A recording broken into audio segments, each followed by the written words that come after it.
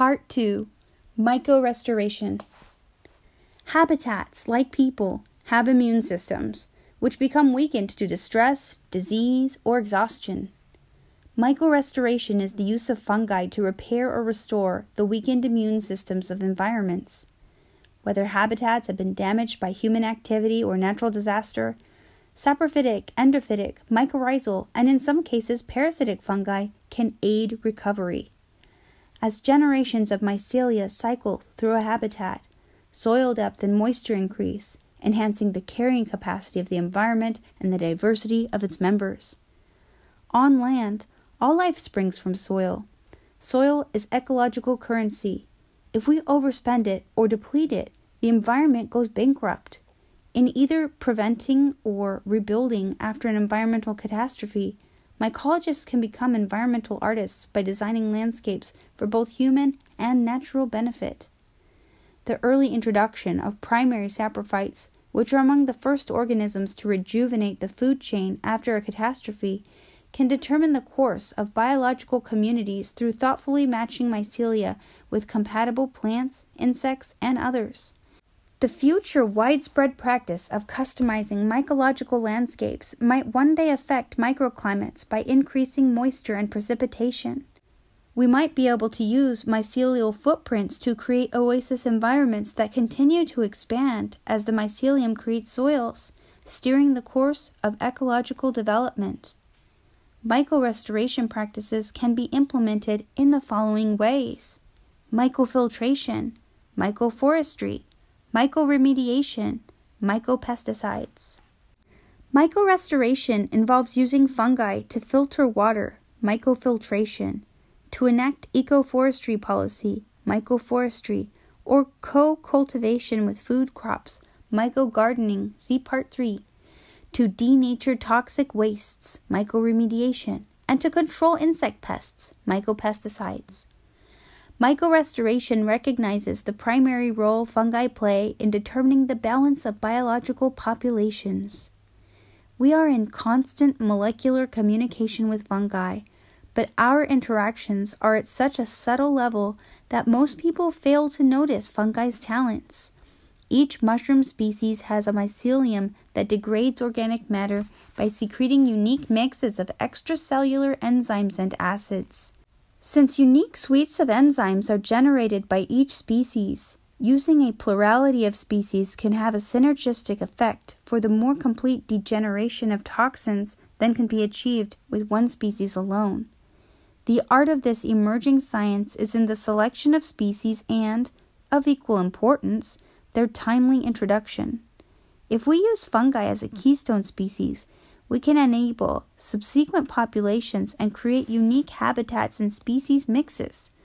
Although these courses are not yet charted, observations of the recovery of disturbed habitats by such mycological sages as Roy Watling can serve as natural guidelines for restoration.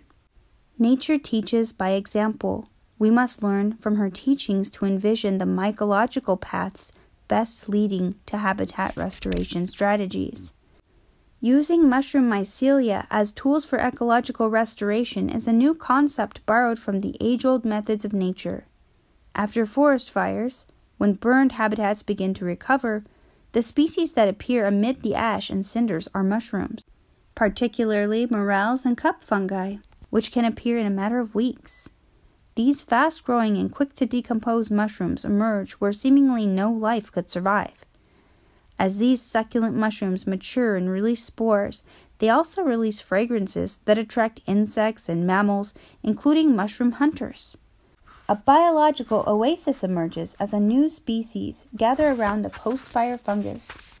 Flies deposit larvae in morels, and as the larvae mature, they attract birds and other maggot lovers.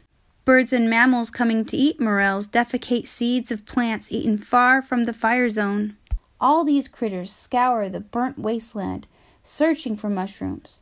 Each mushroom-seeking organism imports hitchhiking species from afar, with every visit essentially carrying its own universe of organisms, an ecological footprint of flora and fauna.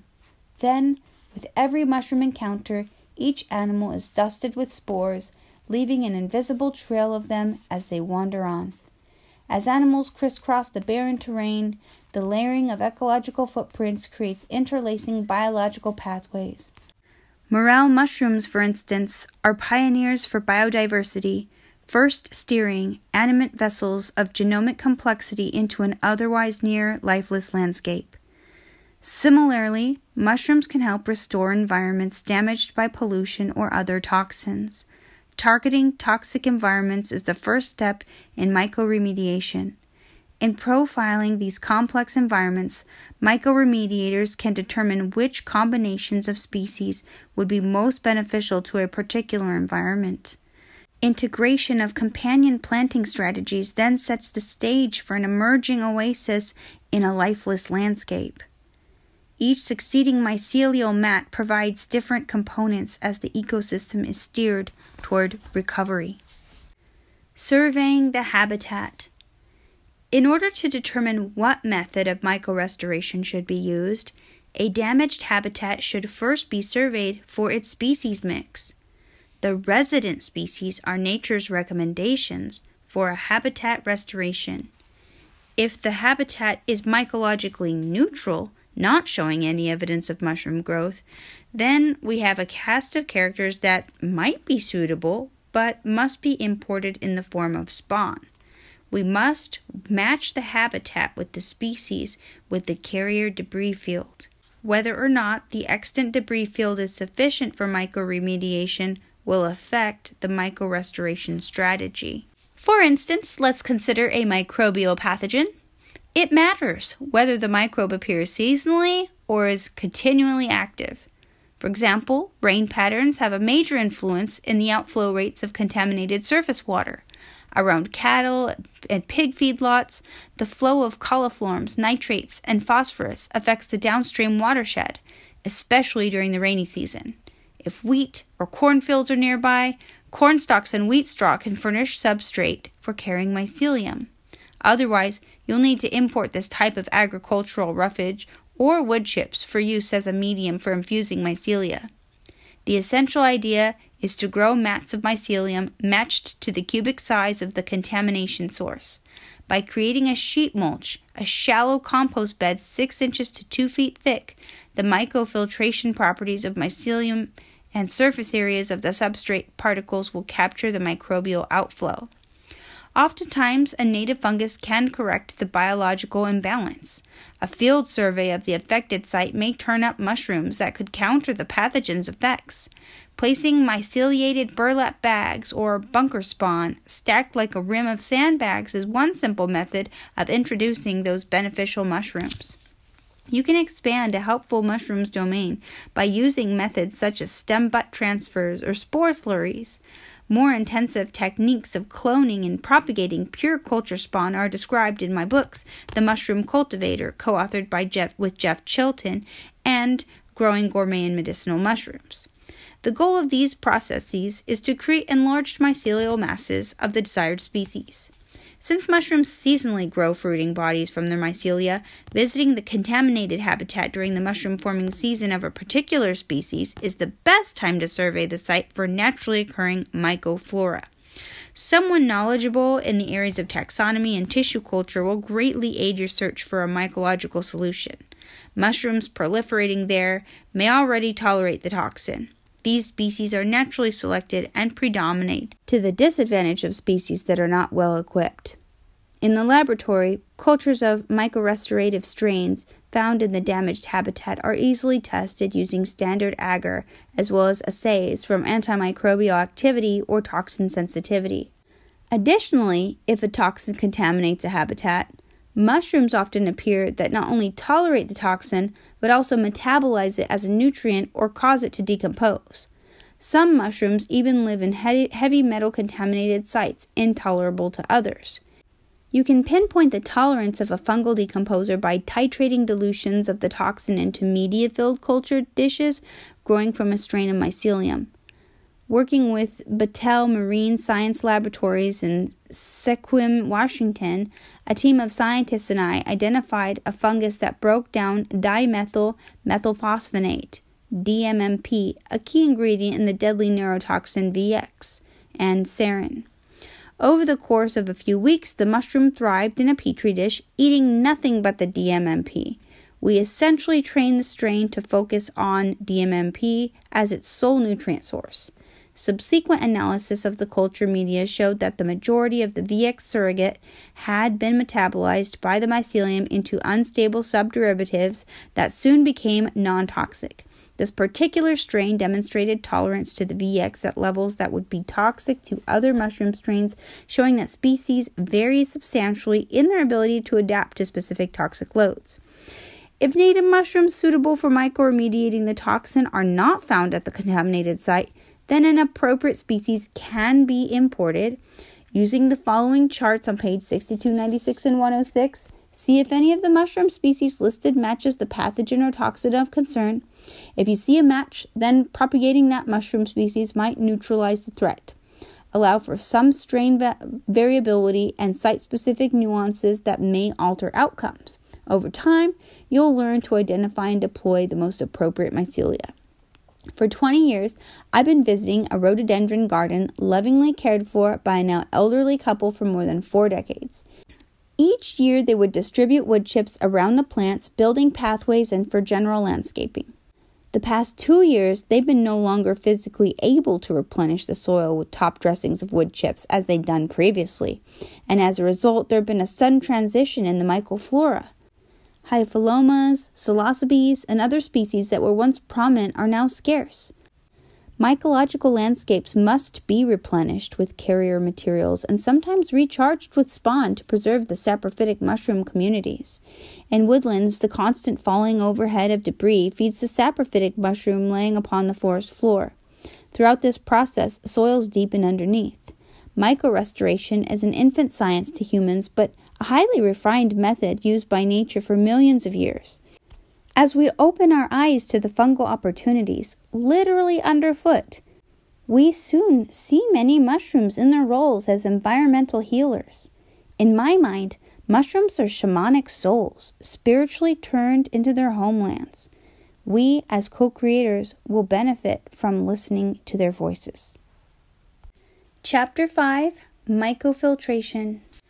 Mycofiltration is the use of mycelium as a membrane for filtering out microorganisms, pollutants, and silt. Habitats infused with mycelium reduce downstream particulate flow, mitigate erosion, filter out bacteria and protozoa, and modulate water flow through soil. More than a mile of thread-like mycelial cells can infuse a gram of soil. These fine filaments function as a cellular net that catches particles and, in some cases, digests them. As the substrate debris is digested, microcavities form and fill with air or water, providing buoyant aerobic infrastructures with vast surface areas. Water runoff, rich in organic debris, percolates through the cellular mesh that is cleansed. When water is not flowing, the mycelium channels moisture from afar through its advancing finger-like cells. Mycofiltration has many applications. Mycofiltration membranes can filter the following: pathogens including protozoa, bacteria, and viruses, silt, chemical toxins. They can be installed around the following types of sites: farms and suburban and urban areas, watersheds, factories, roads, stressed, harmed, or malnourished habitats. Installation of mycofiltration membranes can utilize debris from the following sources, which is then inoculated with toxin-specific mushrooms, some of which are listed on pages 96 and 106. Forest, brush, tree trimmings, and wood chips. Pulp, paper mills, cellulose, fiber, cardboard, or paper waste. City and rural recycling centers, yard waste. Farms, straw, corn cobs, cotton, coffee wastes, and so on. Breweries, washed grains, and other industries. Mycofiltration, germination of the idea. In the 1970s, while studying at the Evergreen State College near Olympia, Washington, I peered at fungi through a scanning electron microscope and found the patterns of mycelia fascinating. I imagined that this fabric of fine cells could act as a biological filter. At that time, mycologists typically described mycelium as growing on habitats. I saw them as growing through the environment, filtering water after rains. I made filters by peeling mycelia from petri dishes and comparing their filtration properties to that of cotton. Mycelia's absorbency of tobacco, smoke, ink, and water was astonishing. So was the tenacity that held the mat tightly together. But my idea of mycelium as a filtration system fell dormant until I bought a small waterfront farm on Camilchi Point in Shookham Inlet, Washington. After years of collecting mushrooms on other people's property, I now had property of my own on which to do field studies. On my land, 2 swales gradually narrowed over the course of about 800 feet, dropping 120 feet from my uplands to the saltwater bay downstream. A ravine led to a small waterfall directly above a bay where my neighbor grows clams and oysters for commercial purposes. My property came with a small herd of 6 Black Angus cows. Chickens and pigs soon followed. I installed outdoor wood chip beds of garden giants, Stropharia rugoso annulata, and other mushrooms at the top of one of these parallel sloping basins. First, I dumped several truckloads of wood chips into the depression. The utility company trimming tree branches away from the power lines along my county road had provided the wood chips. On top of each dump load, I spread several bags of Stropharia rugoso annulata spawn and then raked out the pile into a foot-deep layer. Spring water saturated the wood chips, a perfect environment for running mycelium. Several months later, I had a garden giant mycelia bed about 50 feet wide and 200 feet long. The next summer, enormous mushrooms grew, providing delicious fare for many warm-weather barbecues. At that time, most of the septic systems in the area were primitive cedar barrels, pits, or poorly constructed drain fields installed by the original settlers. Fecal coliform pollution directly threatened the shellfish industry in the inlet. The livestock on my property was just one source of bacteria jeopardizing these family businesses. A few months after I moved in, the sheriff visited me and all of the upland property owners along Shookham Inlet, serving us with court orders to install new septic systems within 2 years or to vacate the land. But just 1 year after I'd installed my beds of mycelium, before I'd even repaired my septic system, analysis of my outflowing water showed dramatic improvement, 100-fold drop in coliform levels, despite the fact that I had more than doubled my population of farm animals. The anomalous decline in fecal coliform surprised the water quality inspectors monitoring the inlet. We walked over to the headlands of my basin, where a tiny spring trickled water, and I showed them my mycelial bed I had installed. As we walked across this thick layer of wood chips, it felt like spongy duff. Our feet sank softly into the wood chips, which bounced back with each step. I explained to the inspectors that the contaminated water seeped from our livestock pasture, entered this microfilter, and fed the myceliated wood matrix with nutrients and bacteria. As the fungus grew, the wood chips became infused with white, silky mycelium. The water that exited the wood chip bed was largely cleansed of bacteria, which had been consumed by the mycelium of the garden giant. My neighbors who worked for the Washington Department of Fish and Wildlife gave me a score of silver salmon fingerlings. I put them in a 20-foot-long outdoor stainless steel tank filled with water. How should I feed them? I didn't have to look far. I discovered that when I threw mature garden giant mushrooms into the tank, they floated. Struggling for air, the squirming fly larvae living in the garden giant soon emerged from the soggy mushrooms. The fish learned that bumping the floating mushrooms would dislodge larvae into the water for easy feeding. Later, whenever I tossed a mushroom into the tank, a feeding frenzy ensued. Salmon rammed the garden giants, preying on the helpless succulent larvae. So the mycelium not only acts as a biofilter, but also provides food for me, my salmon, and other organisms. That my backyard mycofiltration experiment reduced populations of coliforms drew the attention of researchers at the Battelle Marine Science Laboratories in Sequim, Washington. More formal studies ensued, demonstrating that other mushrooms, oysters and woodconch mushrooms, also functioned as microbiological filters. Eventually, this collaborative research showed that mycofiltration would have wide applications in the destruction of biological as well as chemical toxins. Mycofiltration of microbial pathogens.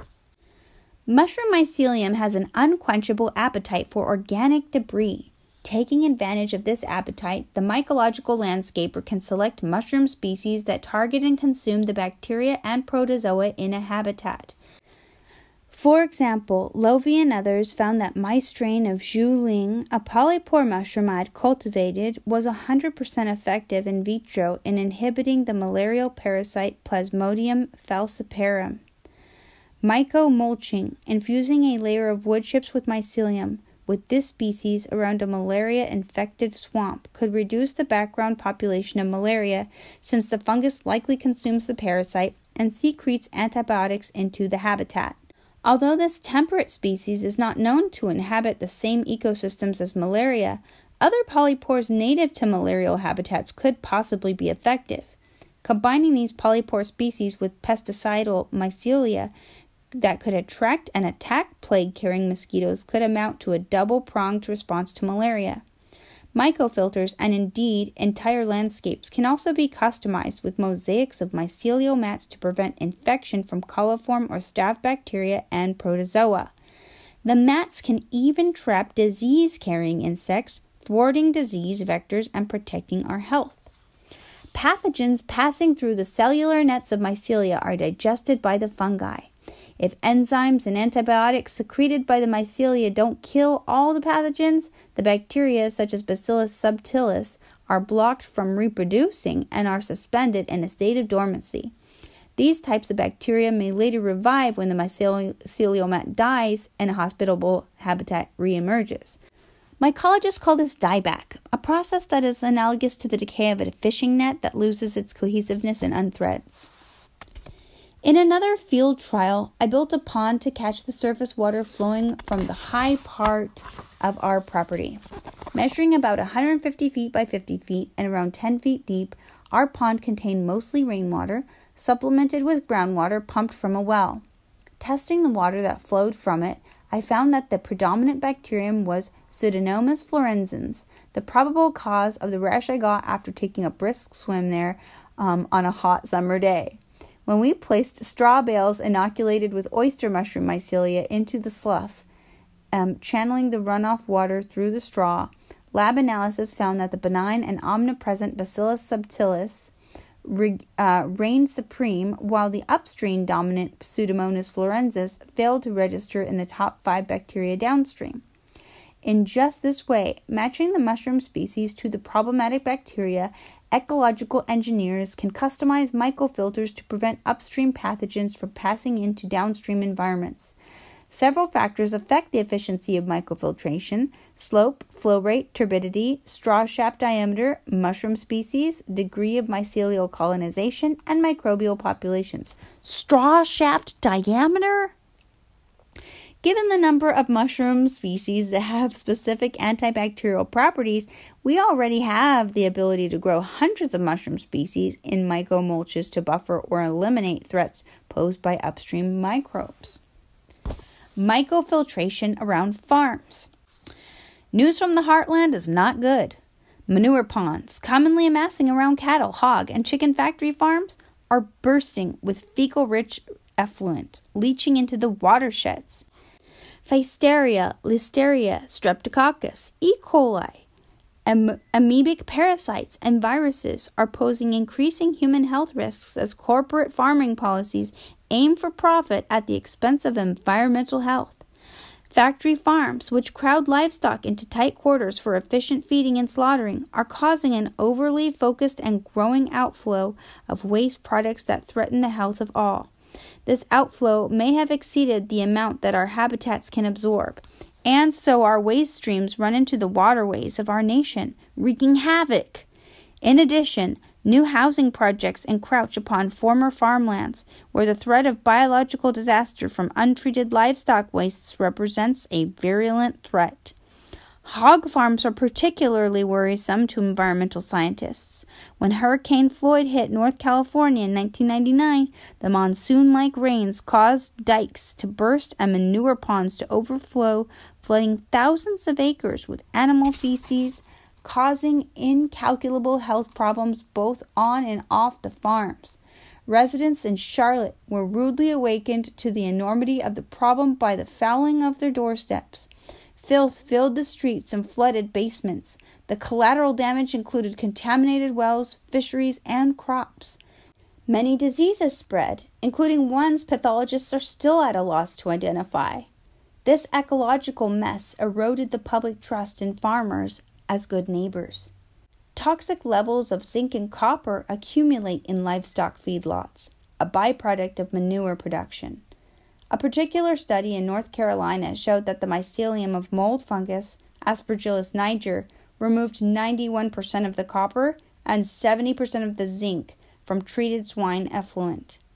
Other mushroom-forming fungal species may be used to remediate sites contaminated with heavy metals and other pollutants.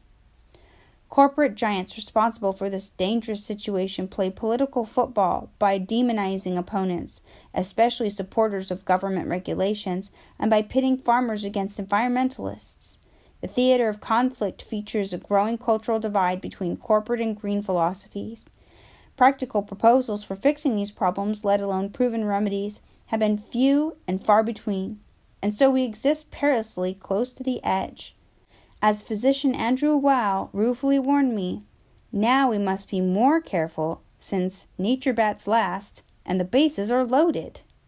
A variety of forms of mycelial mats can prevent downstream pollution, and I'm keen on using bunker spawn, mycelium in burlap sacks, to build mycelial buffers to capture microbes and nutrients.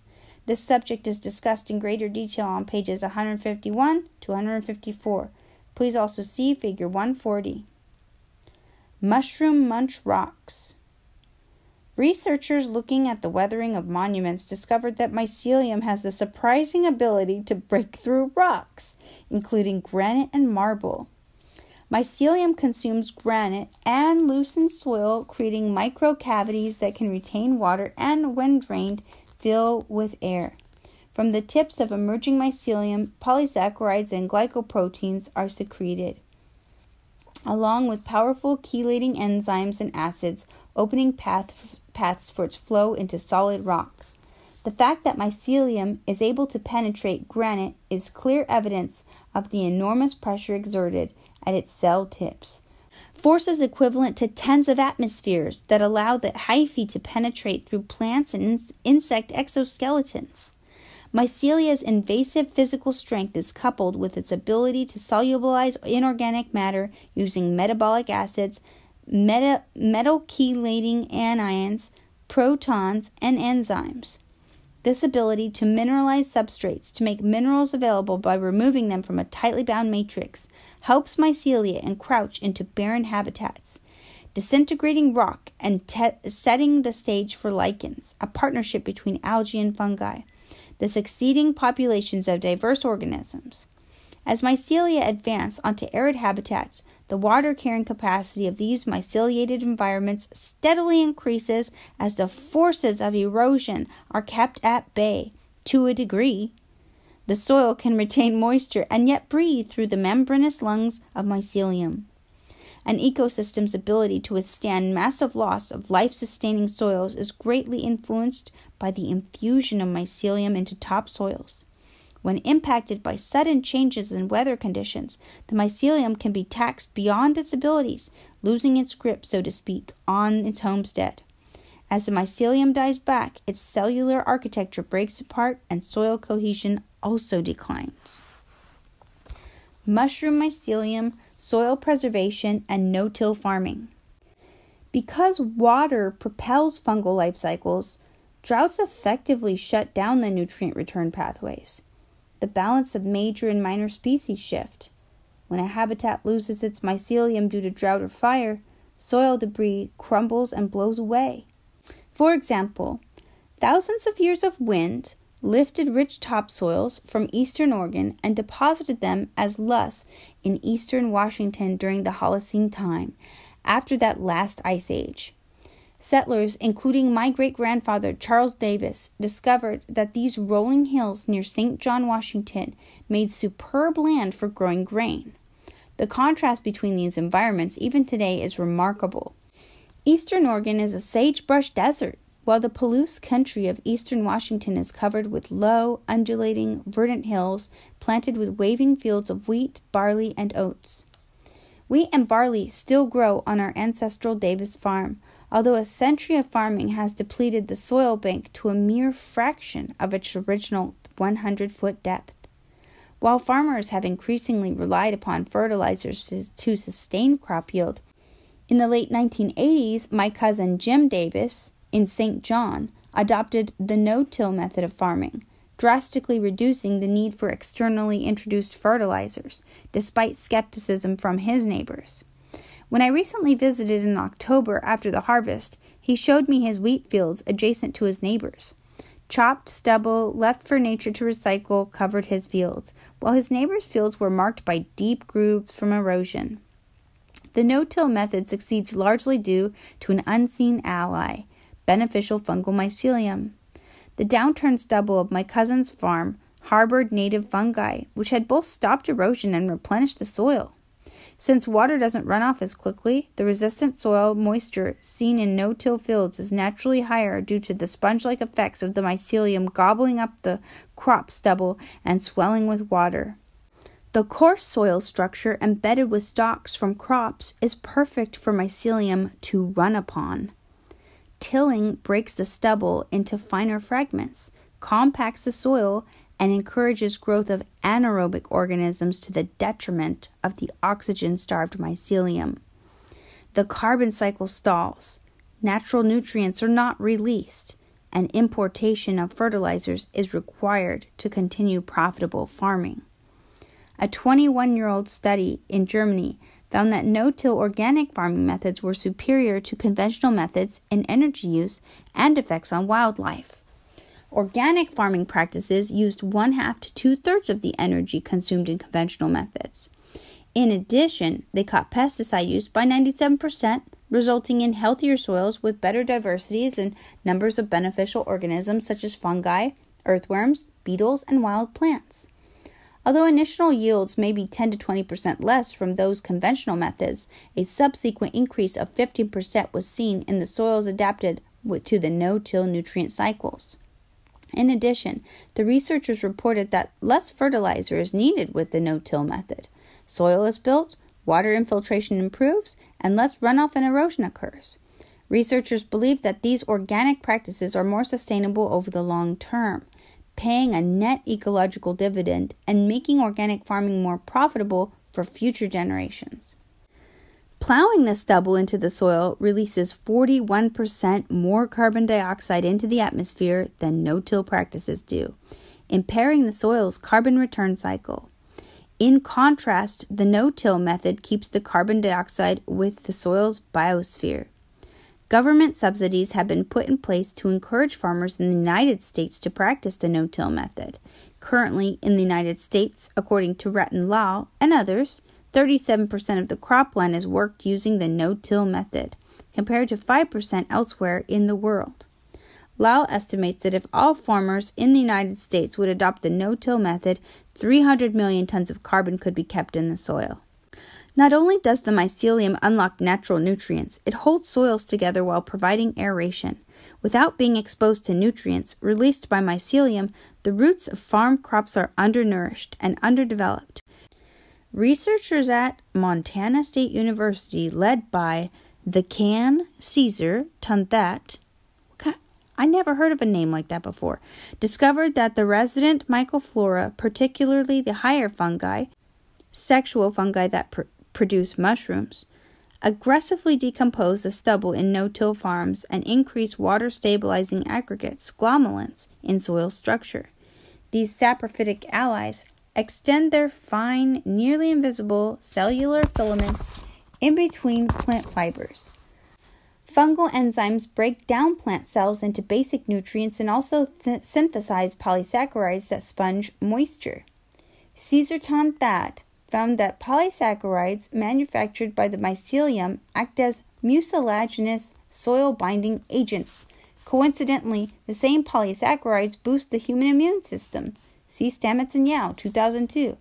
I was awestruck to learn that nearly a mile of mycelium can entangle a gram of pasture soil, and that a cubic inch of soil can weigh more than 13 grams. I realized that a cubic inch can be intermeshed with a staggering 8 miles of mycelium. Once I understood that the fabric of these mycelial cells makes up the architectonics of the soil's food web, I knew that the influence of mycelium and its binding agents on soil aggregation was beyond anything I had previously imagined. When the mycelium infuses soil, the internal space is framed in architecture of dense interconnecting hyphal networks. Microstructural cavities hold water and provide life to diverse microbial populations. Growth of the mycelium is focused on the tips of the emerging forking hyphae, where polysaccharides, glycoproteins, glomalins, enzymes, antibiotics, and messenger molecules are secreted. Mycelium gives soils porosity, aeration, water retention, and ultimately a platform for diversifying life forms. It is truly a networking organism, adding cohesion to vast biological communities. Many temperate mushroom species produce antifreeze glycoproteins that protect the mycelium from the harmful effect of water crystallizing into ice. These anti-freezing agents also help prevent the soils from freezing, conferring protection to plants during extreme cold. In 2003, Hoshino and others filed a patent on an anti-freezing polypeptides from several mushrooms. Additionally, soils infused with actively growing mycelium benefit from thermogenesis, the natural escalation of temperatures as mycelium decomposes organic matter and releases heat, water, and carbon dioxide. Fungi flourish with seasonal feedings of downturned stubble. Furthermore, agricultural crops, especially grasses like wheat, benefit from resident endophytic fungi that enhance growth and promote disease resistance. A couple of saprophytic mushroom species I have found to promote the growth of several crops are the garden giant and elm oyster. See Chapter 12 for information on incorporating these mushrooms using companion planting strategies. Gardeners and farmers using the no-till method can select crop-enhancing fungi that have anti-nematoidal, pesticidal, and anti-blight properties. In effect, you can customize the mycosphere for your land. As the mycelium decomposes, compost or crop stubble, it projects a fine network of cells, a food web that draws in nutrients from great distances. Not only is the mycelial network exquisitely efficient at recycling plant debris, it's also just as good at gobbling up bacteria, catching nitrogen-based nutrients, and modulating the flow of water and effluents. Proven in the laboratory of life, this method is adaptable to agriculture. A natural offshoot of leaving stubble for no-till is the use of agricultural debris as a biological filter in and around farms. Farmers can build soils while creating mycofiltration membranes for trapping pollutants by using thick sheets of mulch inoculated by mycelium. Farms are generally well equipped to adapt fungal filter solutions to pollution, especially where wood chips and straw are abundant. For example, corn cobs are perfectly structured for hosting mushroom mycelia. Their fiber and small cavities allow for aeration and provide food for rapid colonization. Chopped corn stalks combined with fragmented husked corn makes a suitable medium for both growing mushrooms and then for mycofiltration. Corn farmers can first profitably grow oyster mushrooms on corn cobs and then use the spent substrate after mushroom production as inoculum into sheet mulch. Such combinations of methods are one of the amazing aspects of mushrooms. They can be used with versatility in a number of applications. Installing a mycofilter. A gently sloped area below a feeding lot or manure pond, where effluent from a lot or pond continuously seeps through, is an ideal site to install a mycofilter, essentially a myceliated organic drain field. For the bottom layer, scatter sawdust or wood chips to a depth of 3 to 4 inches. For the first 2 layers of spawn on top of the dust or wood chips, spread inoculated sawdust by hand or by silage spreader. Use a 1/4 pound of inoculated sawdust per square foot of the site. Next, add a layer of corn cobs 4 inches deep and follow with a second layer of spawn. Because high winds and harsh sun can dry out mycofiltration beds, cover the site with waste cardboard before adding the last layer of straw. The finished layer of straw should be 4 to 6 inches deep to provide shade, aeration, and moisture to layers below. If natural rains do not provide sufficient moisture, sprinklers can be set up for the first few weeks until the site becomes charged with the mycelia.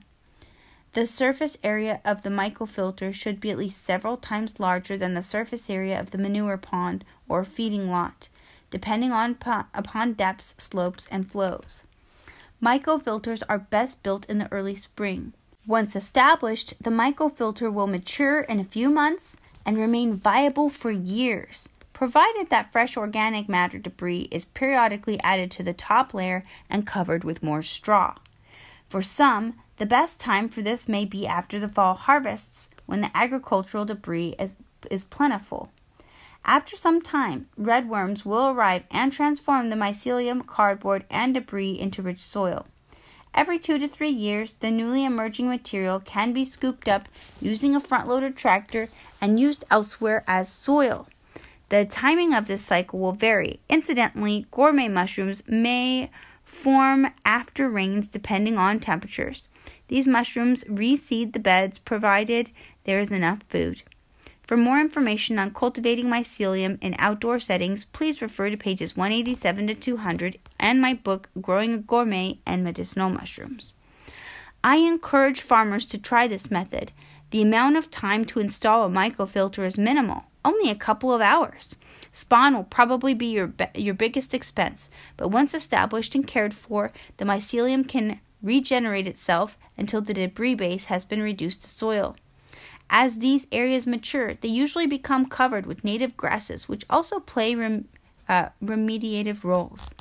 A universe of compatible organisms shares this habitat, with mushroom mycelia reigning as the pioneering organisms.